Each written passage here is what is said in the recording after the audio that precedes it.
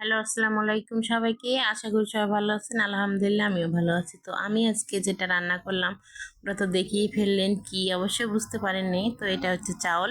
তো চাউলটা আমি সুন্দর করে ধুয়ে রেখে দিয়েছি। তারপরে এদিকে তো পেঁয়াজ, একটা বড় সাইজের একটা পেঁয়াজ নিয়ে নিয়েছিলাম। সে পেঁয়াজটা এখন আমি পরিমাণ মতো তেল দিয়ে ভাজতেছি। তো কিছুক্ষণ আমি ভাজবো, ভাজার পরে এখানে আমি কি দেই ওটা আপনাদের সঙ্গে শেয়ার করব।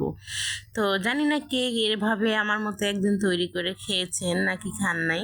তো এই তো একটা ডিম দিয়ে দিলাম এখানে। আমি তো ডিমটা দেওয়ার পরে তখন আমি সুন্দর করে ডিমটা দেওয়ার পরে নেড়ে দিলাম। নেড়ে দেওয়ার পরে সুন্দর করে আমি ভাঙবো পুরো ডিমটাকে। ভাঙা হয়ে গেলে এখানে আমি আপাতত কিছু দিচ্ছি না, তো না দেওয়ার কারণে ডিমটা সুন্দর করে ভাঙা হয়ে গেলে তো আপনারা যদি চান এখানে বেশি ডিম দিতে পারেন। তো আমার কাছে অল্প, তাই আমি অল্প একটা ডিম দিয়েছি। এখানে 2-4টা দেওয়া যায়।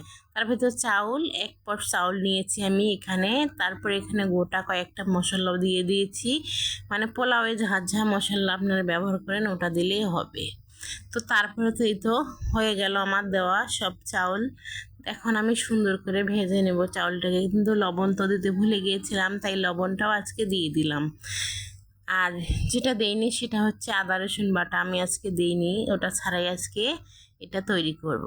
তো তারপরে তো এখন আমি সুন্দর করে ভেজে নিচ্ছি। তো দেখুন চালটা কিন্তু ভাজা হয়ে গেছে। তারপরে এখানে আমি পানিটা মেপে রেখে দিয়েছি। 1 পট চাউলের জন্য 2 পট পানি আমি দিয়ে দিলাম। দেওয়ার পরে তো হয়ে গেল আমার। এখন আমি সুন্দর করে ঢেকে দেওয়ার পরে দেখুন পানিটা অর্ধেক টেনে গেছে। তখনই আমি 2টা পোলাও পাতা এখানে ধুয়ে দিয়ে দিচ্ছি।